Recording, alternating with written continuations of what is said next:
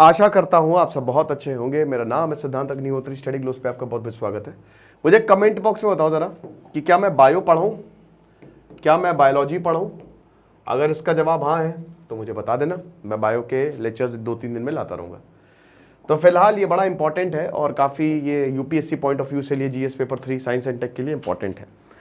UK में पहला super baby जो है वो पैदा हो गया है। अब क्योंकि हम यूपीएससी की बात करें भैया, हमारा प्रहार बैच लॉन्च हो गया है। पीएसआईआर के लिए भी हमने क्लासेस शुरू कर दी हैं भैया। लाइव एंड रिकॉर्डेड क्लासेस है, फटाक से कोर्स को अवेल करो। रिकॉर्डेड सेशंस है बट डाउट सेशंस होंगे और इतने बढ़िया तरीके से आंसर राइटिंग करवाएंगे, टॉप करोगे तुम, ठीक है। और प्रहार बैच जैसा कि हमने बताया कि इसमें हमारे यूपीएससी का फुल फ्लेजेड कोर्स, इसमें 1500 प्लस घंटे एनसीईआरटी पूरी लाइव चल रही है। लाइव क्लासेस में ही ले रहा हूँ, डाउट सेशन में ही, एस्से राइटिंग बहुत है यार।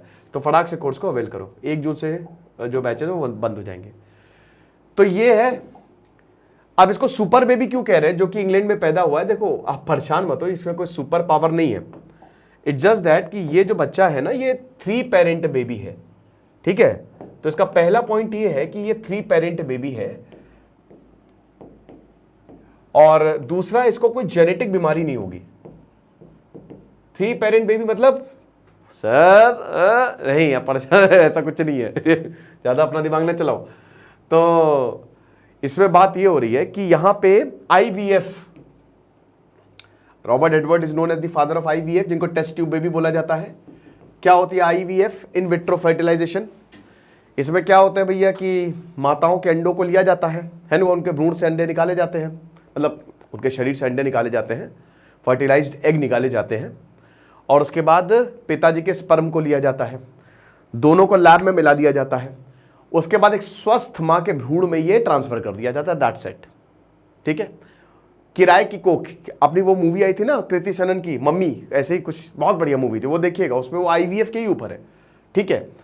तो ये होता है आईवीएफ। अब इसी टेक्निक से अब यहां पे क्या किया कि पिताजी के स्पर्म को लिया, एक फर्टिलाइज्ड एग को लिया, साथ ही साथ एक स्वस्थ महिला के जेनेटिक मटेरियल को ले लिया, जिसको माइटोकॉन्ड्रिया बोलते हैं, और इसमें मिला दिया।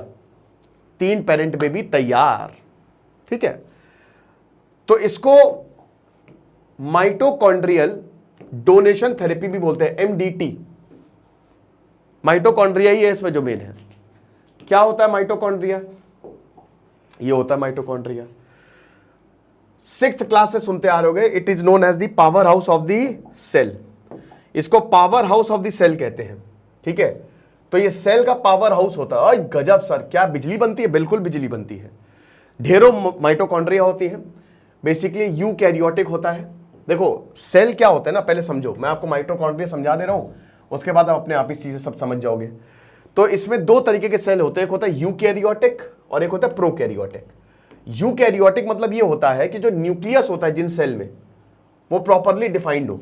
जैसे हम जानवर, प्लांट, उन सब में न्यूक्लियस बढ़िया से है, प्रॉपरली डिफाइंड है, इसीलिए हम ऐसे हैं। हम दिमाग है हमारे पास, सोच सकते हैं, सब अच्छा है, सब चंगा सी। लेकिन दूसरे होते हैं प्रोकैरियोटिक, जिसमें न्यूक्लियस छितरा होता है, इधर उधर बिखरा होता है, तो प्रॉपरली डिफाइंड नहीं होता है। जैसे बैक्टीरिया हो गए, है ना, आपके वायरसेस हो गए, ये सब। तो ये 2 तरीके के सेल, तो बेसिकली ये यूकैरियोटिक में ही होता है माइटोकॉन्ड्रिया। अब माइटोकॉन्ड्रिया को power house of the cell क्यों बोला जाता है? क्योंकि एनर्जी बनाता है in the form of ATP. ढेरों एटीपी को लेता है ये एडिनाइन ट्राइफॉस्फेट। तो बेसिकली ढेर सारे एटीपी को लेके ये लो बेटा एनर्जी ले लो, तो एनर्जी बनाता है ये, इसीलिए इसको power house of the cell बोला जाता है। अब आप ये देख सकते हो, जो जेनेटिक बीमारियां होती है ना, वो यहीं से ही होती है। आपको बता दूं कि अगर किसी मां में जेनेटिक बीमारियां है तो उसके बच्चे को प्रॉब्लम आनी ही आनी है। बहुत ज़्यादा पॉसिबिलिटी होती है कि उसके बच्चे को भी जेनेटिक बीमारियां होंगी। पहली बात तो जिस औरत को जेनेटिक बीमारी है उसको प्रेगनेंसी में बहुत दिक्कत आती है, बहुत ज़्यादा दिक्कत आती है। और अगर वो बच्चा हो भी गया, वो प्रेग्नेंट हो भी गई, तो भी वो बच्चा स्वस्थ नहीं होता, बहुत मुश्किल होता है। तो इसीलिए इसको कोई जेनेटिक बीमारी नहीं होगी, क्योंकि इसमें जो जेनेटिक मटेरियल है, जो माइटोकॉन्ड्रिया है, माइटोकॉन्ड्रिया सबसे इंपॉर्टेंट होता है।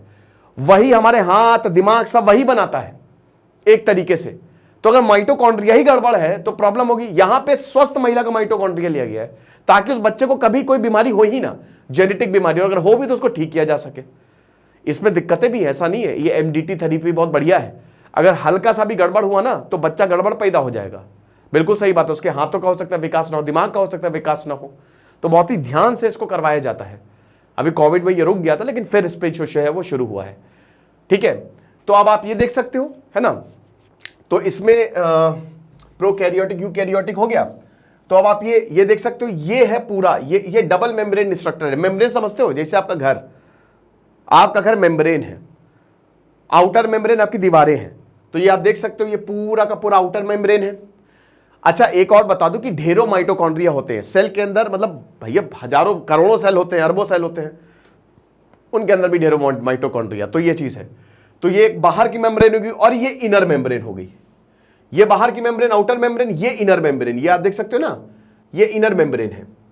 ठीक है, तो आपका जो दीवार है वो बाहर की मेम्ब्रेन है और आपका जो दरवाजा है वो है इनर मेम्ब्रेन आपके घर का। अब इसको कहते हैं क्रिस्टे। ये जो आप देख सकते हो ना, इसको फैला भी सकते हो, सिकोड़ भी सकते हो, समझ रहे हो।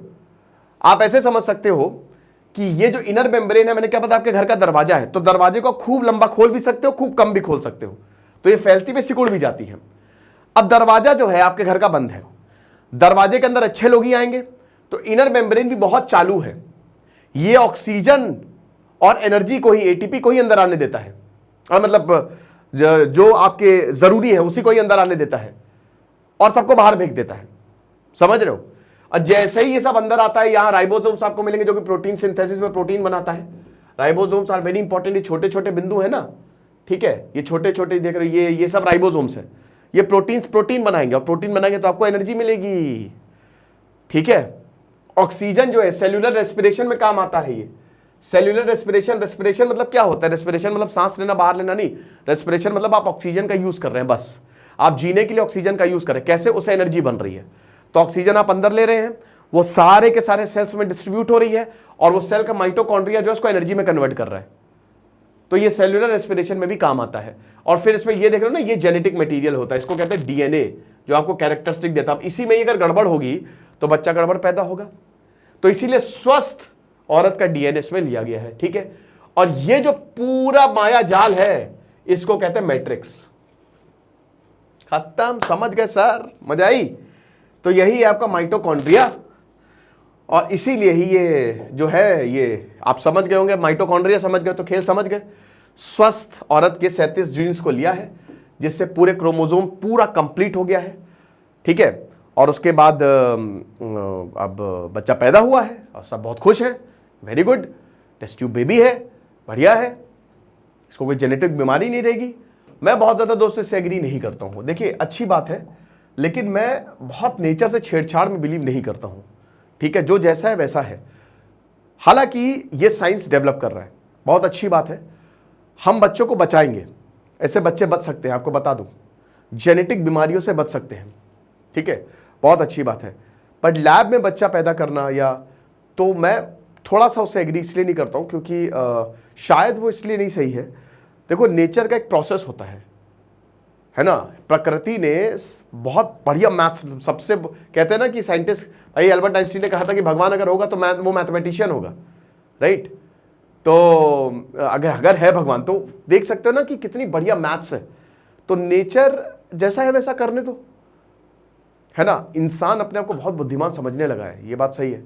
हाँ, इलाज जितना हो सके इलाज करो, कोई दिक्कत नहीं है, लेकिन आप इसमें समझो कि अगर इसमें ज़रा सी भी गलती होगी ना, तो आप जो जीवन बना रहे हो वो गलत पैदा होगा।